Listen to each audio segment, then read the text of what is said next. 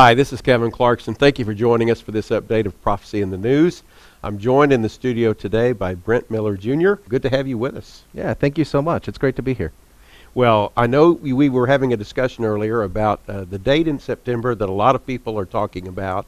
And we might examine what's happening in the heavens, but we might also do it with a foot firmly planted in Scripture and just really how much should we make of this sign in the heavens that's coming in September. Absolutely. Such a hot topic. It is. You know, and with the recent release of the coming convergence, which is about overwhelming evidence for the converging of signs leading to the triggering of the tribulation, and how much evidence there really is that is not being taught in the church. This, of course, seems to be right in line to a film like The Coming Convergence. So we are getting a lot of questions, a lot of people calling and emailing. From your ministry. Right, into Ingenuity Films about what is our take on the great sign. And just to recap quickly, for those that don't know, it is based on Revelation 12.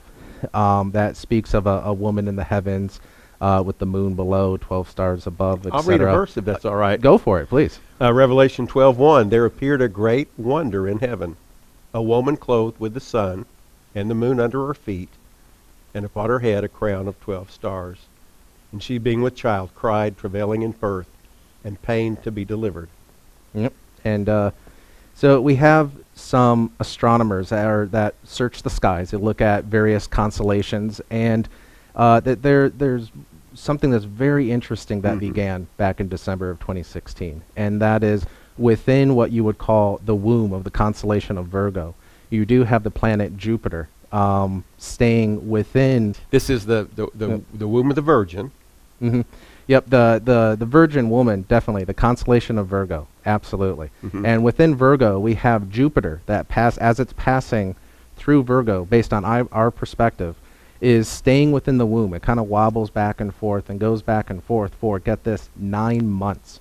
So a lot of astronomers look at this who are seeking signs in the heavens, and they say, well, Jupiter is sitting in the womb of the woman for 9 months. Obviously sounds like a child. And in Revelation, we do see that, you know, this woman gives birth, and a red dragon is waiting to devour the child.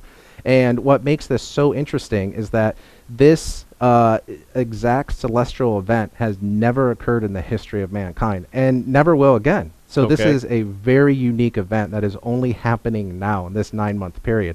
And this 9-month period concludes on September 23rd of this year. So you have some people speculating, you know, could this be the date of the rapture?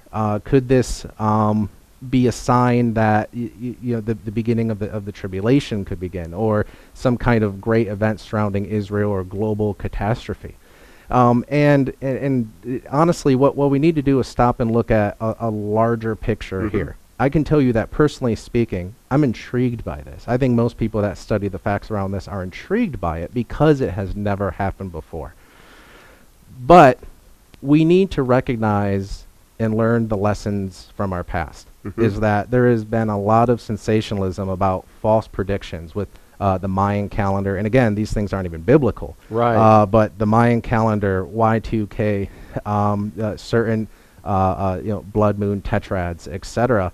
And even though at the time it seems like there's a lot of validity in these things, we can't absolutely say that there is. Now, with the great sign, is it related to biblical prophecy? It could be.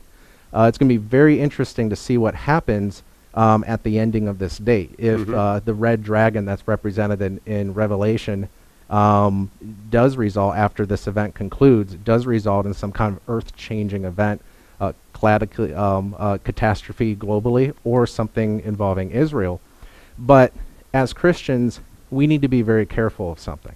We have to look at avoid what we call the crying wolf syndrome. You know, and this is why, as I mentioned before, that there is a deep and widening division between those that follow biblical prophecy and even parts of the church and non-believers that are rejecting prophecy because of a lack of understanding. They're walking away from it. We've cried wolf. Absolutely. So instead of prophecy being one of the most powerful tools there is to give the Bible validity, they're using it as something that that invalidates the Bible. Mhm. You know, raises so many questions. Well, isn't it just like Nostradamus or the Mayan calendar? I've heard all these predictions before, Right. and they don't understand that there is a serious separation between prediction and genuine biblical prophecy.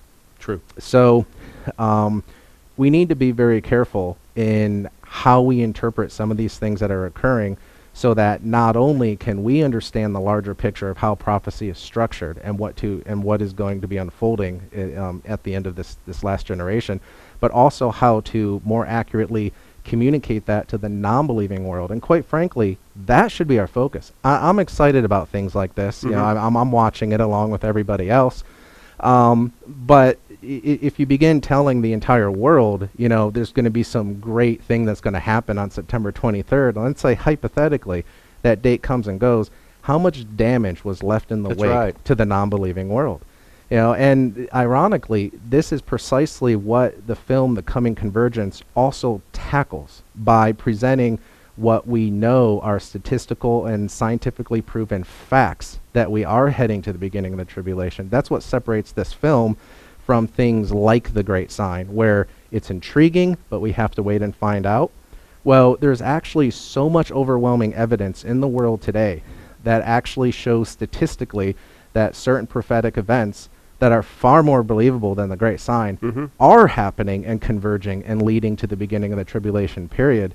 And those are the things that are actually being ignored. And this is contributed to a big shift that we're seeing in our culture. Again, something that we, right from the beginning of the film, we address.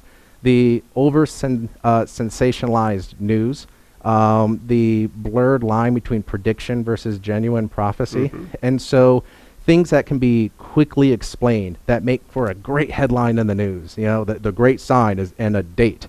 You can't get more short to the point than that. And that's why they go viral. That's why they get so much attention, whereas we are missing the forest through the trees.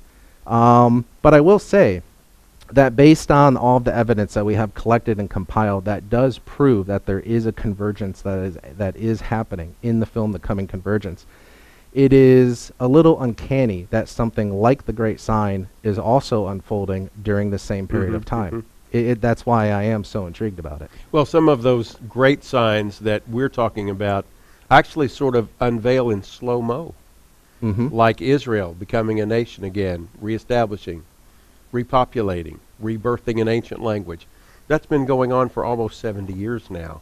But if we have eyes to see the big picture, it's unmistakable. And then the whole New World Order that is ramping up, an effort for globalism, for a one-world economic system. Right. All of this is happening, and we're chasing maybe one event when all these big signs are screaming. Exactly. I mean, everything is lining up and converging. Exactly. I mean, even speaking of talking about a new world order and a convergence, the new world order is a huge topic. And by the time you realize it's there, it's too late.